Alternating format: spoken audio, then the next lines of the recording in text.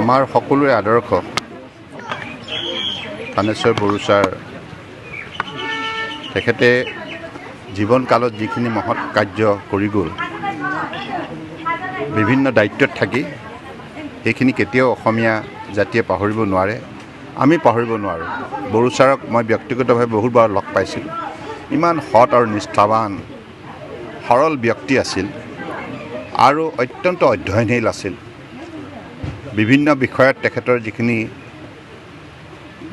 দখল আছিল সেই কথা তেখেতৰ বিভিন্ন বক্তব্যত প্ৰকাশ পাইছে, লিখনিতো প্ৰকাশ পাইছে। গতিকে এগৰাকী আদৰ্শ ব্যক্তি হিচাপেও অসমৰ প্ৰাক্তন ৰাজহ মন্ত্ৰী হিচাপে, শিক্ষামন্ত্ৰী হিচাপে তেখেতে যিখিনি সেৱা আগবঢ়াই গ'ল খুব সততাৰে, সেইখিনি বৰ্তমান চামৰ ৰাজনীতিসকলে শিকিবলগীয়া কথা।